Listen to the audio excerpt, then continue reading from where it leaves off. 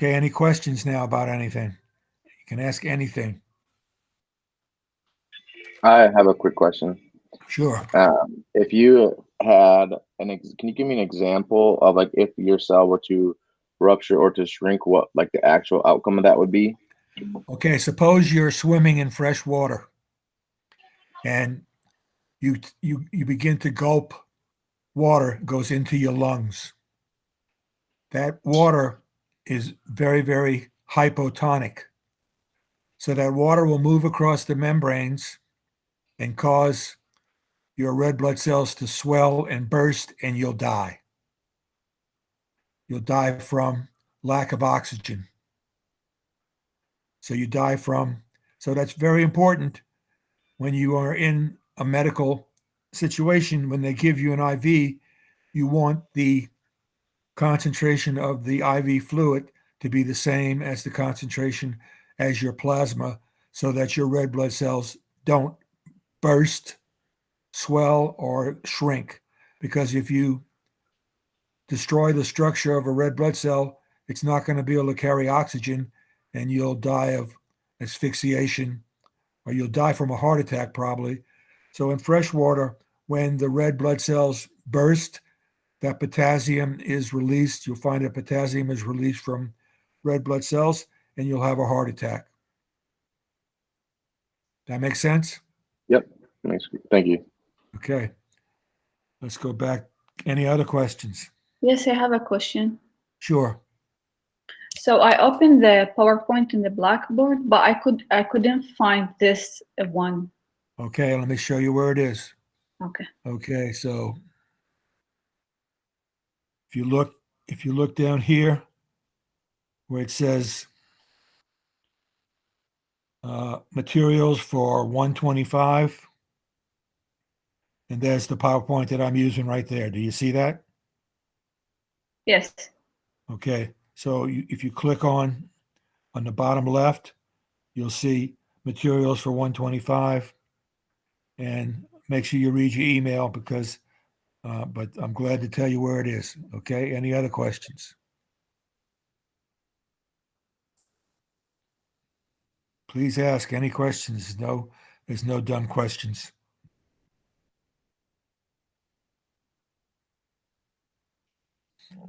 Okay, let's go back to the PowerPoint.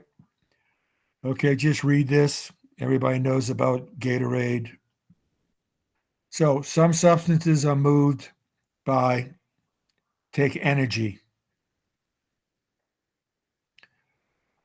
These are the three types of active transport.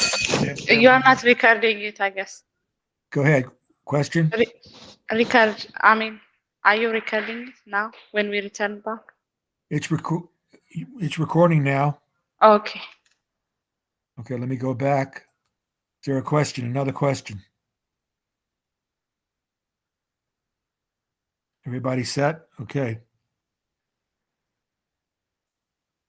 Okay, just read through these, know what a uniport, symport, and antiport is. Okay, so notice we have a high concentration of sodium here. Inside the cell, we have a high concentration of potassium. So this pump will pump sodium out and potassium in. It pumps against a high concentration of sodium, and it pumps sodium out, and it pumps potassium in, and it takes energy. Sometimes when a particular channel has to use energy, the energy is supplied by ATP because these channels need energy to pump sodium out and to pump potassium in.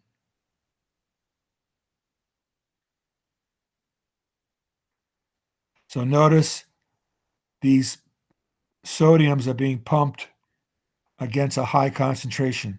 That's why it takes energy.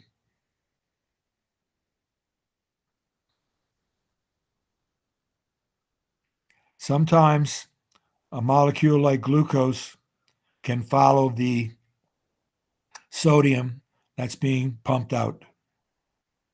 So if we pump sodium out, we can move another substance into the cell.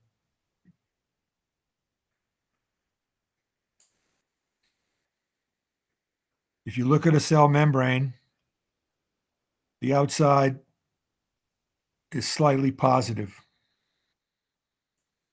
The inside is slightly negative. So cells pump sodium and potassium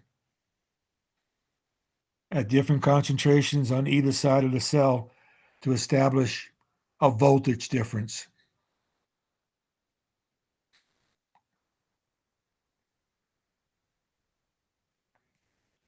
So take a moment, read through these definitions.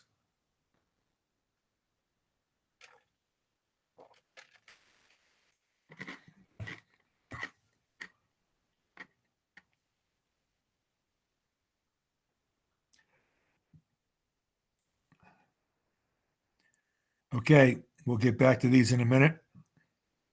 Cells also make vesicles. Go ahead and read through this text.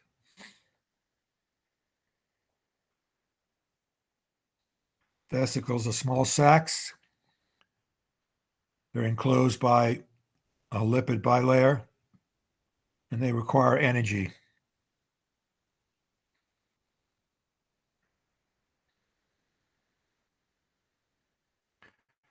Okay, so when a cell takes in material by building a vesicle, that's called endocytosis. So for a cell to consume a bacterium, it has to form a vesicle around the bacteria and to bring it into the cell. That takes energy. So that's endocytosis, when a cell uses a vesicle to take in a material. If it's the cell consuming a substance, it's called phagocytosis. When a cell takes in liquid, that's called pinocytosis.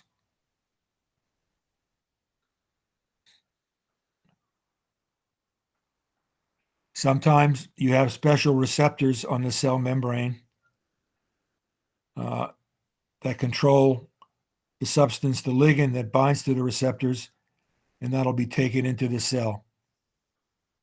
So when the cell wants to take in a specific molecule, it'll have receptor-mediated endocytosis.